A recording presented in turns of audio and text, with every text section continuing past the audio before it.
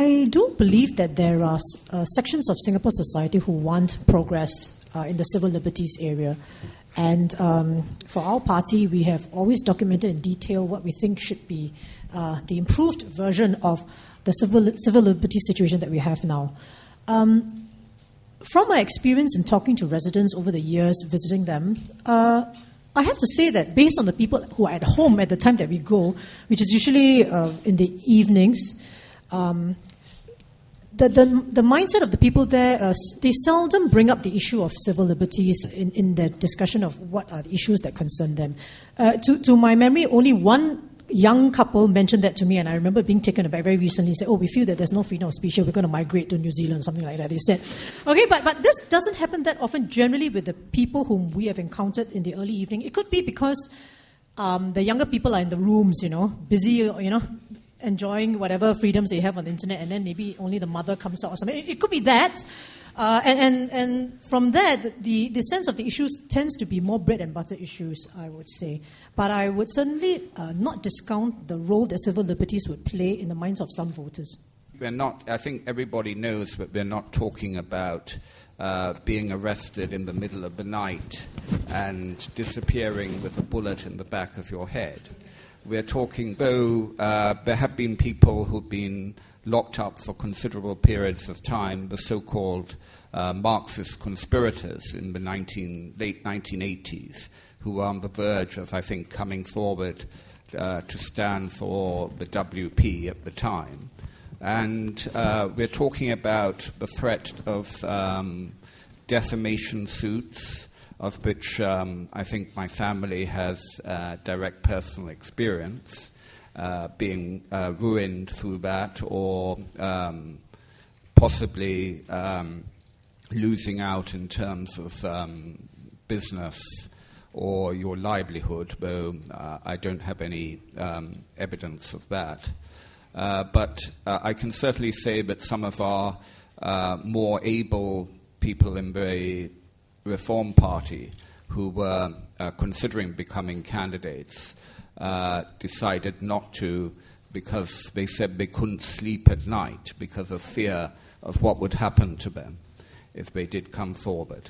So that's all I have to say on that subject. But I agree that it's a self-defeating concept. Singaporeans need to come forward and they need to stand up if we're going to ever see real change in this country. I have to say that I for one, don't understand. I agree that it's a self-defeating concept. I don't understand why Mr. Jeyaretnam and the Reform Party perpetuate this climate of fear syndrome and the difficulties with people coming forward. First of all, let me say, if you go on the internet, and I'm sure most of you are on the internet, there is no climate of fear there. Everybody speaks openly. Okay, they may not identify themselves. Some do, some don't. I get emails from residents who complain and who clearly identify themselves, and they have no fear of speaking up against issues, policies, rural issues, local issues, etc. The Workers' Party has a very vibrant young youth wing. They've got candidates and everything. I'm not speaking up for them, but, I'm a bit puzzled by this climate of fear. We've got opposition candidates coming forward to stand in this election.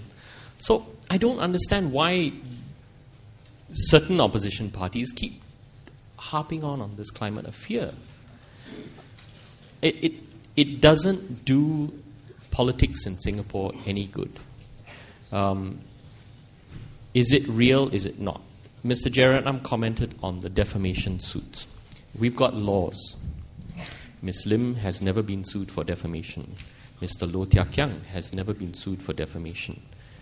You work within the rules, you work within the laws. There is no reason for fear. If you breach the law, everyone is entitled to sue. I get suits, I'm a lawyer, I get suits from individuals every day wanting to sue for defamation. That's the law of the country. We've got rules, we work within them. But to say that there is a climate of fear just doesn't help the political system in Singapore. People are coming forward. You've got a lot of young, vibrant people wanting to stand in the opposition, wanting to contest this election. We look forward to that challenge. And, we hope that they will come forward and contest, because that is good for the country. I had refrained from making a comment until Mr. Palmer started goading me.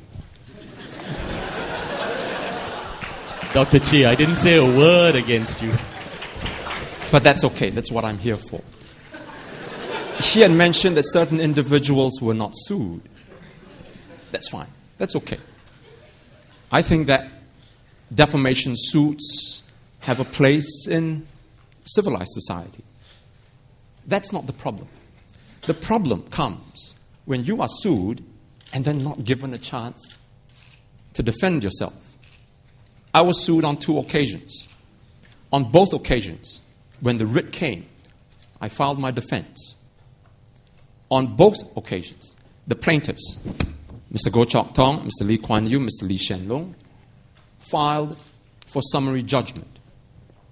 For those of you who are uninitiated, summary judgment is when you ask the courts to award the case to you without you having to go to an open trial. I was looking forward to that because it is during an open trial that I can prove my case and show to the courts that what I said was true, fair comment. But for me to do that, I would need the plaintiffs, the Lees, Mr. Goh, to take the stand, swear an oath, and answer the questions truthfully as I put to them. That didn't happen. So on both occasions, it was defamation without trial. We have had detentions without trial. We have progressed on to defamation without trial right now. And this is where I take issue, Mr. Palmer. You say that you are a lawyer. And this is where I fail to understand. Why is it the very fundamental principle that when you are accused, you be given your day in court to defend yourself and then let the judge make the decision? I'd be happy for that. But it didn't happen. I just want to make sure that this was put out and that everybody understood the situation. Can I respond? I'd like to make a short response to that. I think that is a mischaracterization and over-dramatization of the facts. Every civil law society, every code has summary judgment. In the US, they have summary judgment. In the UK, they have summary judgment. It is not a case of you don't get to put your defense forward.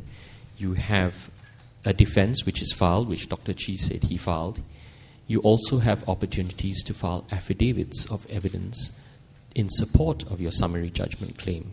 The judge then considers the evidence on both sides on affidavit. And if he feels that there is a case that is worthy of going to trial, then it goes to trial. And that process has been around since the beginning of our legal process. And, to say that he didn't have a chance to defend himself and he didn't have a chance to go to court, the judge also considers arguments from both parties after considering the affidavits. So to say that he didn't have a chance to speak and to represent his case, I think is a mischaracterization of the process. Okay.